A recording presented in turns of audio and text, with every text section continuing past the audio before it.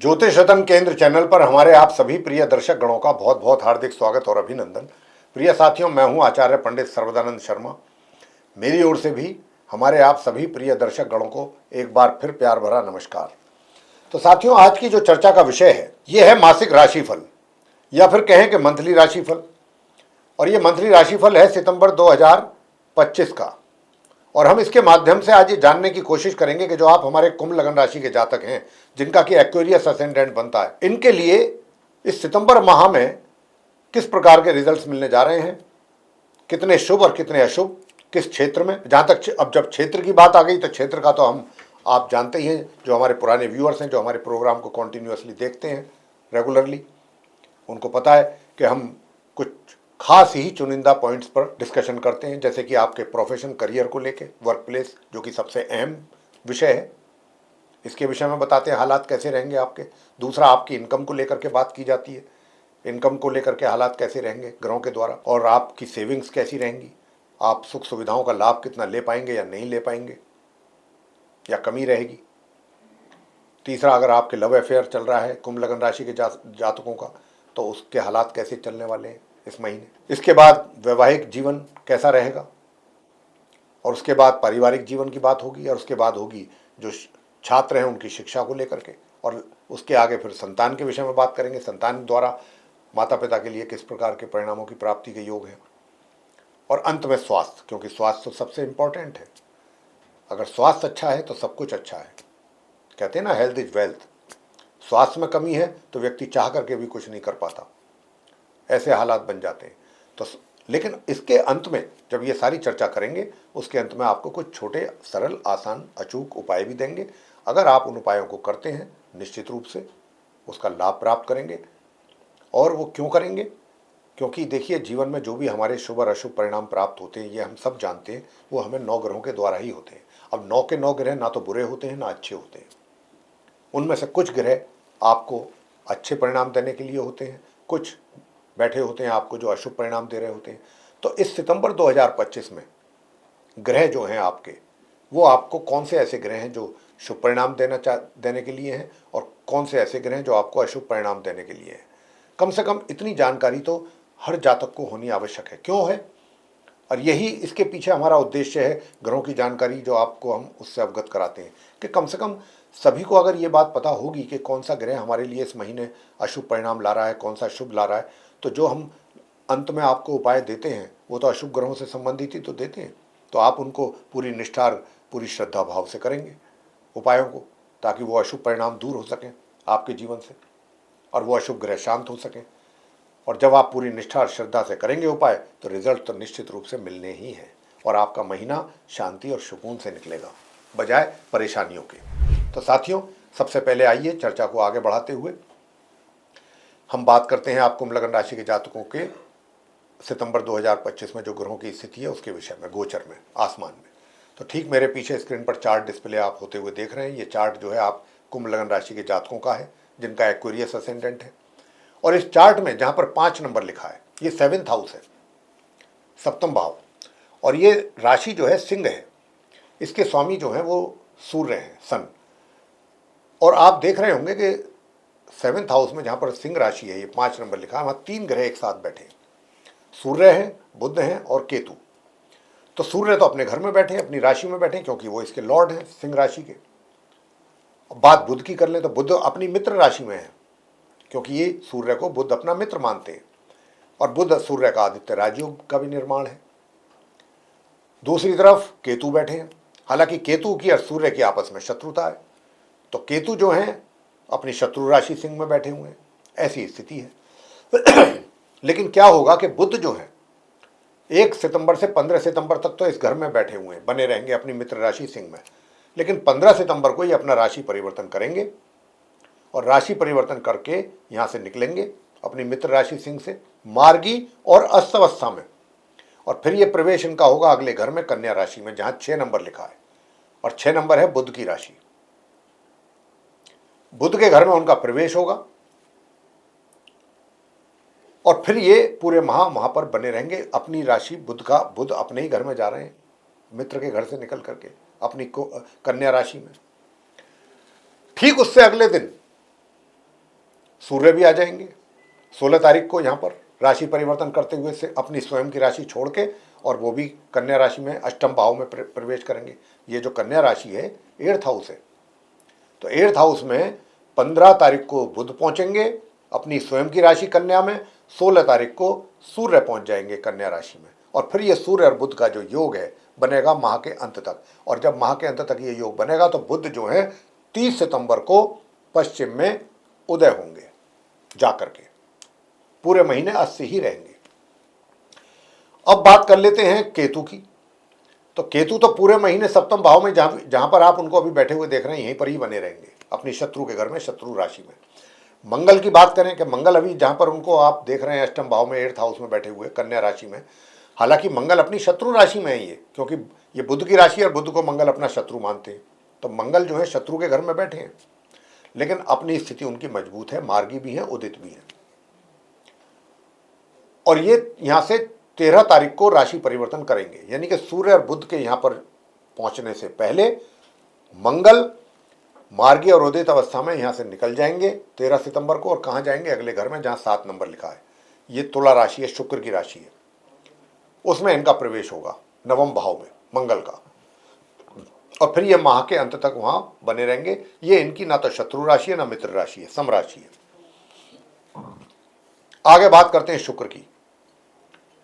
शुक्र जहां पर 4 नंबर लिखा है, छठा भाव है, 6th हाउस, और ये इनकी शत्रु राशि है, क्योंकि ये कर्क राशि कहलाती है, चंद्रमा की राशि है, चंद्रमा को शुक्र शत्रु मानते हैं अपना। तो इस छठे भाव में कर्क राशि अपनी शत्रु राशि में शुक्र बने हुए हैं मार्गी और उदित अवस्था में। लेकिन 14 सितंबर को ये भी अपना राशि परिवर्तन करेंगे और अपनी शत्रु राशि कर्क से निकल करके अगली राशि में जाएंगे, जो कि सिंह राशि है, वो भी इनकी शत्रु राशि है। वहां पर इनका शत्रु राशि में ही प्रवेश होगा 7th हाउस में। लेकिन वहां पर केतु जो है वो इनके मित्र हैं, उनके साथ ये संबंध बनाएंगे माह के अंत तक 14 सितंबर से। बृहस्पति की बात करते हैं। बृहस्पति पंचम भाव में बैठे। अब बृहस्पति क्योंकि पंचम भाव में बैठे हुए हैं, हालांकि मार्गी भी है, उदित भी है, मजबूत स्थिति में, लेकिन कहां बैठे हैं? शत्रु के घर में। मिथुन राशि है ये, 3 नंबर बुध के घर में, बुध को अपना शत्रु मानते हैं गुरु। तो ये बने रहेंगे, वैसे राशि परिवर्तन नहीं करेंगे, इसी घर में इसी राशि में बने रहेंगे मार्गी और उदित अवस्था में। आगे शनि देव की बात कर लेते हैं, जहां पर 12 नंबर लिखा है, 2nd हाउस है, ये द्वितीय भाव, और ये मीन राशि है बृहस्पति की। तो शनि की ना तो ये शत्रु राशि है ना मित्र राशि है, सम राशि है। और शनि यहाँ पर इसी राशि में पूरे महीने बने रहेंगे, लेकिन किस स्थिति में रहेंगे? ये उदित तो रहेंगे, लेकिन उल्टी चाल चलते रहेंगे, वक्री स्थिति में रहेंगे पूरे महीने। शनि की चाल उल्टी है। अंत में बात करते हैं राहु की, जहां पर ये 11 नंबर लिखा है, लगन भाव कहलाता है चार्ट का, 1st हाउस, और ये कुंभ राशि कहलाती है 11 नंबर, शनि देव की राशि है, और शनि राहु के मित्र हैं। तो हम कह सकते हैं कि राहु अपने मित्र राशि कुंभ में बने हुए हैं, बने रहेंगे पूरे सितंबर महीने के लिए इसी घर में। तो ये थी ग्रहों की स्थिति, जिससे अभी हमने आपको अवगत कराया है। इन ग्रहों के ही आधार पर अब आपको जो भी रिजल्ट्स मिलने जा रहे हैं उसकी चर्चा करेंगे, और उसके अंत में आपको देंगे कुछ सरल, आसान, अचूक उपाय। तो सबसे पहले चर्चा होगी आपके करियर के विषय में, कि आपका करियर कैसा रहेगा। साथियों, आपको अपने करियर में उतार चढ़ाव वाला टाइम है ये, और वो भी विशेष रूप से माह के आरंभ से माह के मध्य तक, यानी कि माह के 13 सितंबर तक, 1 सितंबर से 13 सितंबर तक का जो पीरियड है, ये थोड़ा सा उतार चढ़ाव वाला टाइम है। तो इसमें आप थोड़ा सावधान रहें और अपना व्यवहार सभी के साथ बहुत अच्छा रखें। किसी के साथ शत्रुतापूर्ण व्यवहार ना करें, यह जरूरी है, आपके लिए आवश्यक है, अगर आप अपने आप को सुकून से रहना चाहते हैं। सभी के साथ कोऑपरेट करें, सभी के साथ अपना अच्छा व्यवहार रखें। और माह के मध्य से क्या परिवर्तन आएंगे? आपका जो पराक्रम है, आपका जो एनर्जी लेवल है, वो बहुत बूस्ट होगा और वृद्धि होगी आपके पराक्रम में। परिश्रम करेंगे आप, और आप ये एक तरीके से ठान के चलेंगे, अपने मन में डिसाइड करके चलेंगे कि मैं जो भी करूंगा मेहनत से ही हासिल करूंगा, और पुरजोर आप मेहनत करेंगे। मेहनत में आपकी कोई कमी नहीं रहेगी माह के मध्य से लेकर माह के अंत तक के बीच में। और बाकी जो चीजें हैं जो बिगड़ रही हैं या जो हाथों में नहीं आ पा रही थी, वो आप माह के मध्य से उन चीज़ों को अपनी मेहनत से अपने मुट्ठी में करेंगे, हासिल करेंगे, और आपको उस पर प्राउड भी फील होगा। इसी बीच में मैं यहाँ पर एक बात आपसे और कहना चाहूँगा, क्योंकि बात करियर की चल रही है, आपके प्रोफेशन की चल रही है, कि देखिए माह के मध्य से अगर आप कोई स्पोर्ट्स पर्सन है, या आर्मी या बीएसएफ या CISF, ITBP, navy, air force etcetera इत्यादि, तो ऐसी भी किसी संस्था में या पुलिस फोर्स में आप जाना चाहते हैं या बीएसएफ में जाना चाहते हैं, उसके लिए कोई रिटन एग्जामिनेशन में अगर आप बैठ रहे हैं तो क्वालिफाई कर पाएंगे माह मध्य से, अगर माह के अंत में बैठ रहे हैं। या कोई आपका कोई फिजिकल टेस्ट है, उसको आसानी से आप निकल जाएंगे। और अगर आप इन सब में नहीं भी हैं, स्पोर्ट्स पर्सन हैं, तो आप बहुत अच्छा सक्सेस मिलेगा आपको माह मध्य से माह के अंत के बीच में। और अगर आप पहले से ही इनमें से किसी संस्था के साथ जुड़े हुए हैं, तो आप अपने मेहनत से अपने लिए अप्रिसिएशन लेंगे, आपको अप्रिशिएट किया जाएगा आपकी उपलब्धियों के लिए, आपके कार्यों के लिए। बहुत अच्छा पीरियड है ये आपके लिए। बात हो जाती, अब करते हैं आपकी इनकम को लेके। धन का आगमन कैसा रहेगा? पूरे महीने धन की स्थिति बहुत अच्छी रहेगी, कंफर्ट जोन में रहेंगे आप। धन का आगमन आराम से आपके हाथों में होता रहेगा पूरे महीने के, बिना किसी परेशानी के, और आपके अपने खर्चे आराम से आप पूरे करते रहेंगे। जहां तक सेविंग्स का प्रश्न है, तो जो प्लानिंग आप करके चलेंगे, जो आप माइंड में लेके चलेंगे कि भाई मुझे ये पैसा इतना यहाँ पर सेव करना है, उतना वहाँ पर करना है, तो उसमें कमी रहेगी, वो पूरा इम्प्लीमेंट नहीं हो पाएगा आपके द्वारा इस महीने। सुख सुविधाओं की अगर मैं बात करूं, तो देखिए सुख सुविधाओं का ऐसा है कि सामान्य से मध्यम सुख सुविधाएं आपको हासिल रहेंगी, आप उसका लाभ लेंगे। और अगर आप कहीं लव अफेयर में हैं, तो ये भी आप जान लीजिए कि जो आपका मित्र है, चाहे वो मेल है या फीमेल, उसका तो भरपूर तरीके से आपको कॉपरेशन रहेगा, पूरा कॉपरेट करेगा वो आपको। उनके कॉपरेशन में, उनकी डेडिकेशन में, कमिटमेंट में आपको दूर तक कोई कमी नहीं मिलेगी। हाँ, आपकी तरफ से कुछ कमियां रहने की संभावना बन रही है, चाहे आप थोड़ा पीछे हटें या उनको टाइम ना दे पाएं या उनसे बातचीत ना कर पाएं, कमी आपके एंड पे रहेगी, जो भी कमी रहेगी, लेकिन उनकी तरफ से कोई कमी आपको दूर तक महसूस नहीं होगी। विवाह का योग तो बन रहा है, इसमें कोई शक नहीं है, लेकिन थोड़ा सा अड़चनें और बाधाएं और कठिनाइयां और परेशानियां भी हैं।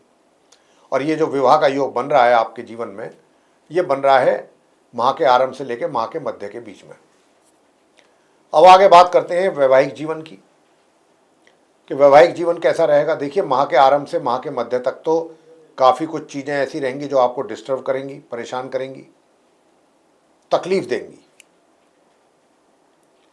लेकिन माह के मध्य से काफ़ी चीज़ों को लेकर आपको सुकून मिलेगा, शांति मिलेगी अपने वैवाहिक जीवन में। पारिवारिक जीवन की अगर बात करें, पारिवारिक जीवन में भी कलह कलेश चलता रहेगा शुरू के 15 दिन। उसके बाद काफ़ी चीज़ें थोड़ा ठीक होंगी, लेकिन पिता पुत्र में मतभेद वैचारिक रहेंगे। लेकिन हमारा आपको यहाँ पर यही कहना रहेगा कि अपने पिता का सम्मान करना ही अपने आप में एक बहुत विशेष उपाय होता है और उसका बड़ा लाभ मिलता है। तो चाहे जैसे भी हालात क्यों ना हो, आप उनका सम्मान करना ना छोड़ें, ये आपके हित में रहेगा, अपने स्वयं के। और अपने पाँव में कोई कुल्हाड़ी मारना पसंद नहीं करता है कोई भी समझदार व्यक्ति, बस इतना ही हम कहना चाहते हैं। बात करेंगे शिक्षा की, छात्र जो शिक्षा प्राप्त कर रहे हैं।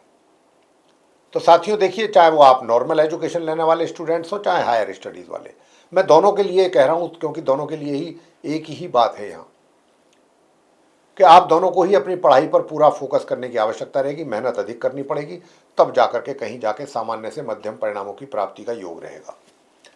बात संतान की बात करेंगे। संतान मतलब उनके माता पिता अगर संतान से जो एक्सपेक्ट करेंगे, वो एक्सपेक्टेशंस उनकी फुलफिल नहीं हो पाएंगी इस महीने, कुछ ना कुछ कमियां रहेंगी रिजल्ट्स में संतान के द्वारा। स्वास्थ्य की बात कर लेते हैं। देखिए स्वास्थ्य आपका पहले 14 दिन इस महीने के अच्छा रहेगा, ठीक रहेगा। सभी लोग आपको सहयोग भी करेंगे, स्वास्थ्य भी अच्छा रहेगा। लेकिन हाँ, जो इस माह के अगले 15 दिन हैं, उनमें अपने स्वास्थ्य का ध्यान रखना होगा। वो ऊपर नीचे हो सकता है, उसकी काफ़ी संभावना है। उपाय क्या किए जाए? पहला उपाय आपको करना है, सूर्य देव को जल देते रहिए तांबे के पात्र से एक चुटकी रोली मिला के। पहला उपाय। दूसरा उपाय आपको करना है, ओम क्राम क्रीम क्रौम सह भौमाय नमः इस मंत्र की एक माला संध्या के समय। और तीसरा उपाय जो आपको करना है, वो करना है आपको, अगर आप कर सकते हैं तो शनि देव के मंदिर में जाएं या किसी भी धार्मिक स्थल पर जाएं और वहां पर बैठ करके शनि देव के मंत्रों का उच्चारण कर लें। ओम शम शनिश्चराय नमः, इसका कर लें उपाय, तो आपका पैसा भी सेव होगा, पारिवारिक कलह भी दूर होगी। और आरती करके शनि देव की वहां से आए, लेकिन करें ये संध्या के समय, सूर्यास्त के उपरांत। तीसरा उपाय हो गया। और जो छात्र हैं, नॉर्मल एजुकेशन लेने वाले, अगर वो चाहते हैं कि आपको अपनी एजुकेशन से रिलेटेड और अच्छे परिणामों की प्राप्ति हो, तो फिर आप नियमित रूप से शिव सहस्त्र नाम का पाठ जरूर करें। शिव सहस्त्र नाम का चाहे 10 ही मिनट करें, बस ये उपाय आपको करने हैं। तो साथियों, ये था आप कुंभ लगन राशि के जो जातक हैं उनका मंथली राशिफल सितंबर 2025 का। अगर आपको ये चर्चा पसंद आई है तो आप हमारे इस वीडियो को लाइक जरूर कर लें। अगर अभी तक आपने हमारा चैनल सब्सक्राइब नहीं किया है तो चैनल को भी सब्सक्राइब जरूर कर लें। अधिक से अधिक मात्रा में लोगों को ये वीडियो शेयर करें ताकि वे लोग इस जानकारी का अच्छा लाभ ले सकें। यदि आप चाहते हैं आने वाले दिनों में जो भी हमारे वीडियोस बनते हैं एस्ट्रोलॉजी के भिन्न भिन्न विषयों पर, वे भी आप तक एक एक करके वीडियो उनके पहुंचते रहें और आप उनका भी समय पर लाभ लेते रहें, तो फिर बेल आइकन को जरूर दबाएं। साथियों, इसी के साथ अब हम इस कार्यक्रम को यहाँ करेंगे समाप्त और अपने आप सभी प्रिय दर्शक गणों से लेंगे इजाज़त। आप सभी का सहृदय बहुत बहुत धन्यवाद। जय माता दी।